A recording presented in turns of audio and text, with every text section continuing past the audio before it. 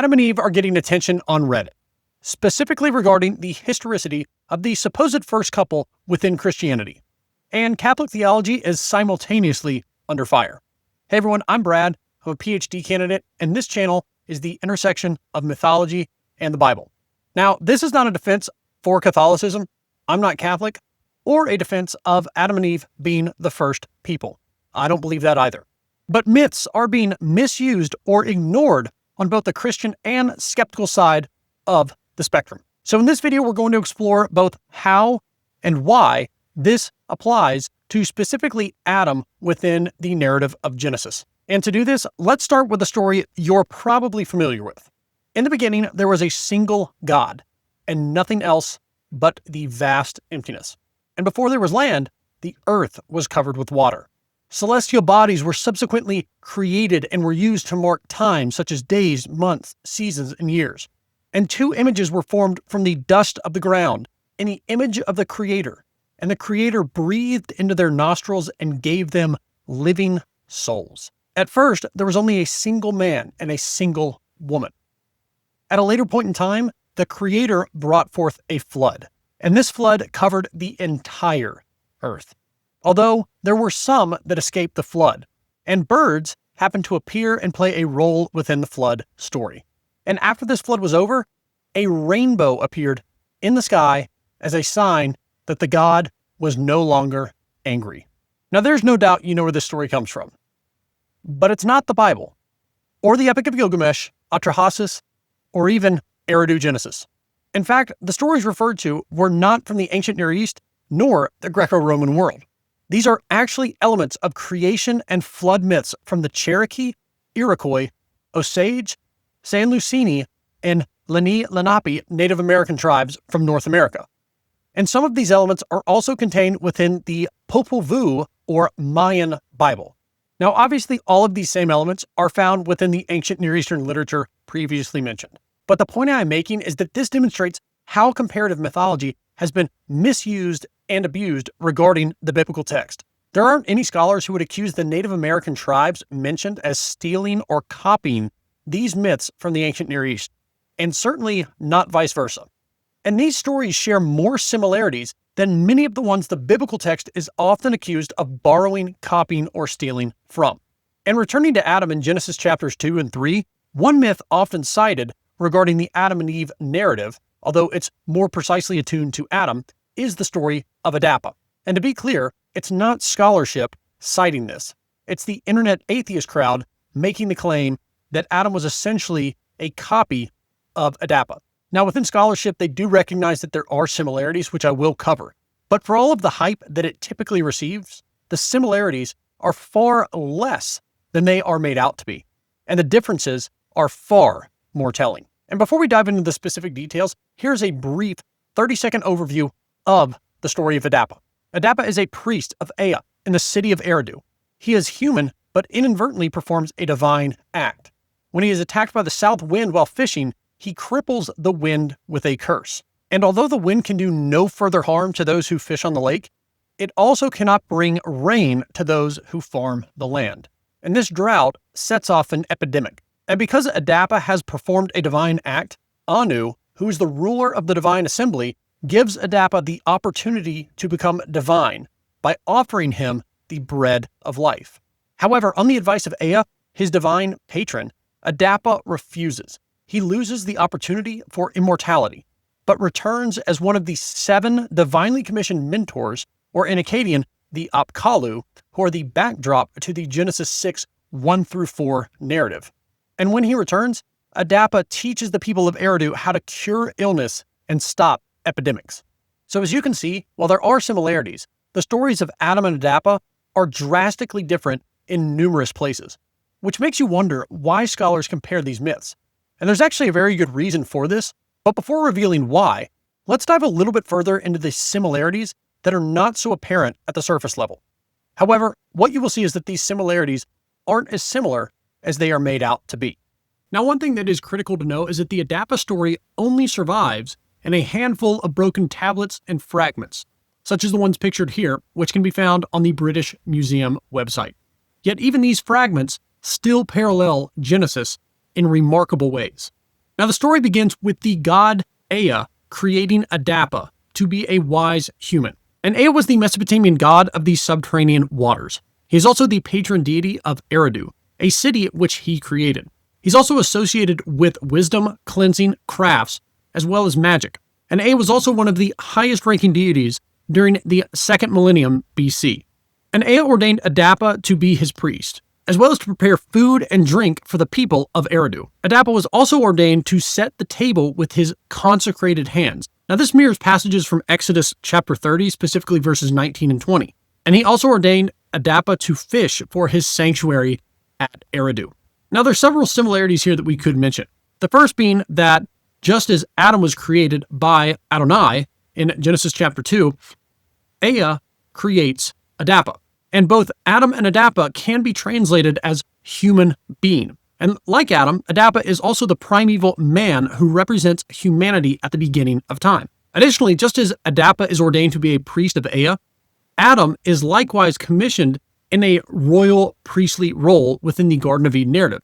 And you find this in Genesis chapter 2, verse 15, where the text states that Adonai took the man and placed him in the orchard in Eden to care for it and maintain it.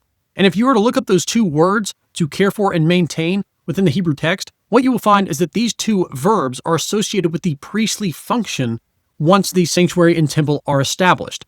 Now, continuing within the story of Adapa, there's one day where Ea is asleep, and Adapa goes about doing his chores within the house of Ea. And we can see a similarity here to the priestly function or caring and tending of the garden within Eden that Adam is commissioned to do. Now, this is where it gets a little bit different, because Adapa boards his boat at the harbor of the crescent moon. And from here, he sets out and sails on the lake. And now at this point, the text is damaged. But it appears that Adapa's fishing expedition is interrupted by the blowing of the south wind. So in response to this, he prays for the ability to break the force of the wind's wing. The wind in this story is depicted as a bird. And in order to do this, Adapa prays for the strength to break the wind. And you can find some similarity to Psalms 107 verses 28 and 29. Now, what ends up happening is that the wind is broken or it is damaged.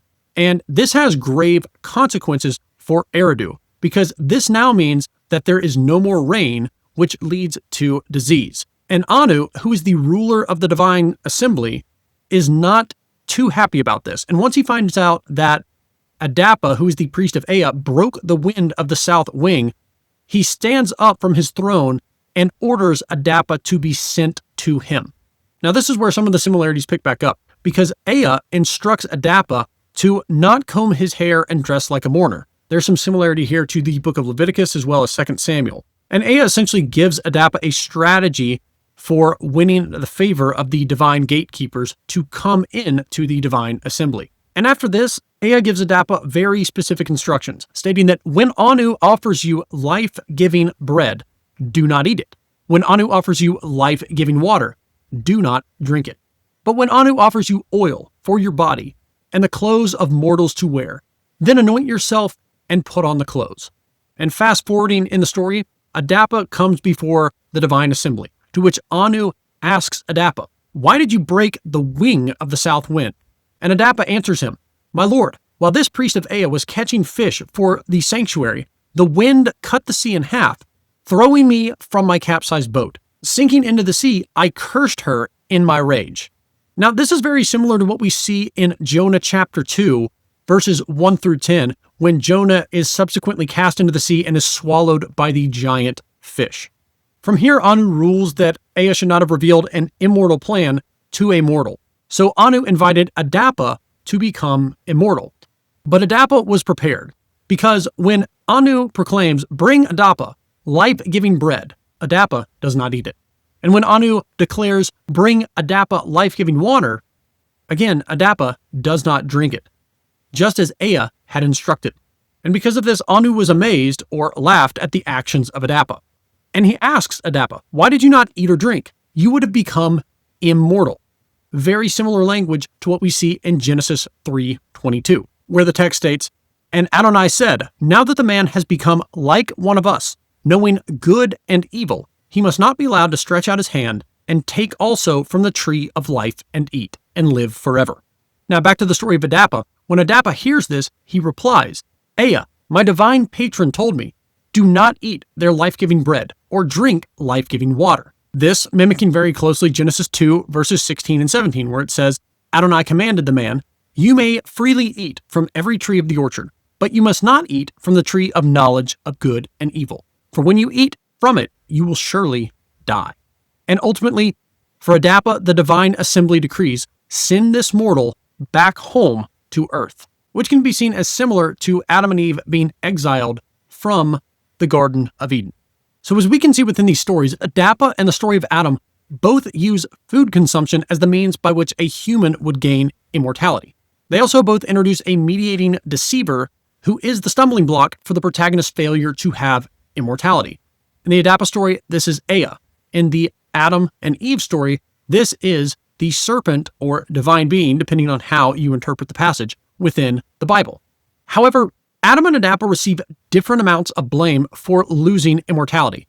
In the case of Adam, he is disobedient to God, while Adapa is naively obedient to Ea, his patron deity. And something else that could be pointed out here too is that while the biblical text does have a divine assembly scene within Genesis, Adam and Eve are never brought before this divine assembly like Adapa is within that story.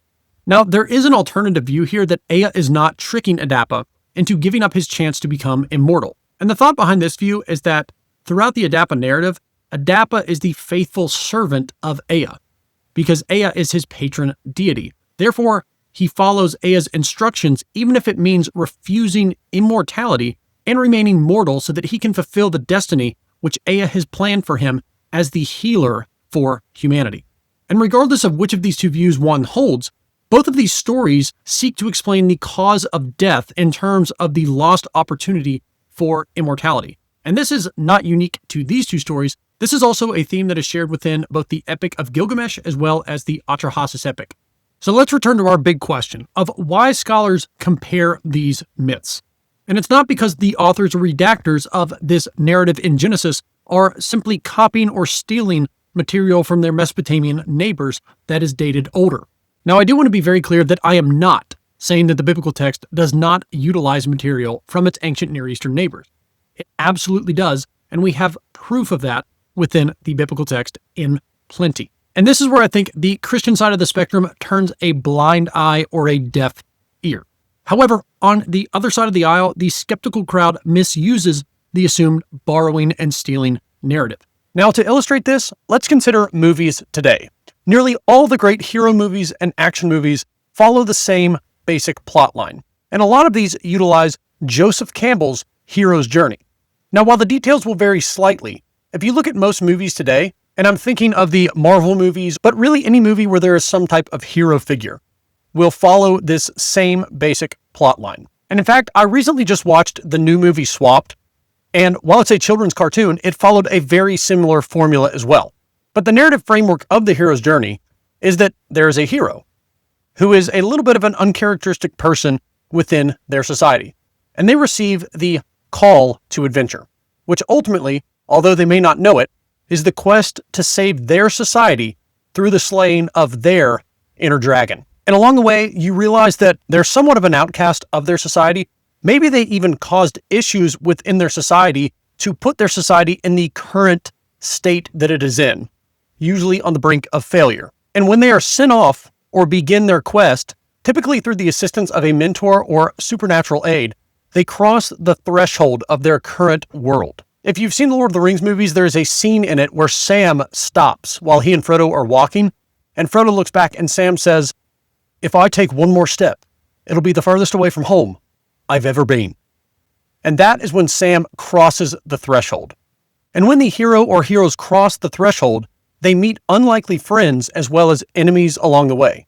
And ultimately they achieve their quest after a series of highs and lows, typically with a climactic low or a realization that causes the death of the old self, and subsequently the rebirth of the new self.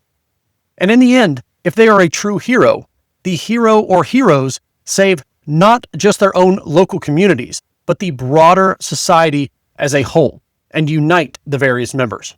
And while this is seen on the screen, at least in these scenarios, as a fictional framework, although that could be debated, there are frameworks for historical documentaries as well that communicates to the modern audience that utilize storytelling methods that we recognize, whether we realize it or not, to communicate truth and historical facts. This is also true of modern writing. For instance, to enter undergraduate, I had to write the dreaded, at the time, 5-paragraph college essay on why I wanted to study at that particular university. Now, there were roughly 14,000 freshmen entering that year that all had to write this same essay. And I'm sure that hundreds, if not thousands of these essays looked so similar that someone reading it in the distant future might assume that many of these essays were copied from one another, or perhaps that all of the essays could be traced back to a select few original manuscript entrance essays, which of course would be incorrect. And this is essentially what we have going on in the ancient times. They just didn't have movies, they had literature. So within the ancient Near East, there are literary styles, structures, genres, themes, imagery, and motifs that the respected audiences and cultures of the time period would have recognized. And therefore, we should expect to see similarities within stories from neighboring cultures. And as was observed when comparing the story of Adapa to the biblical text, it wasn't just the book of Genesis or Adam's story where these similarities were found. There were similarities between numerous books within the Bible, ranging from Leviticus all the way to Jonah. So again, these similarities should be expected when we understand this. And in the case of Adapa, this story grew from the common nature myth, the conflict of seasons, earth, and sun, and expanded to explore a philosophical question, the relationship between the human and his deity. Now we see the same question unfold in the Adam and Eve story in Genesis. However, the difference in the relationship between the deity and the humans they created, between the story of Adapa and the story of Adam and Eve within Genesis, might be the biggest and most shocking difference of all. But I want to know what you guys think, so let me know in the comments below, and if you enjoyed this, be sure to like and subscribe, and check out this video that YouTube is recommending just for you. Thank you, and I will see you in the next video.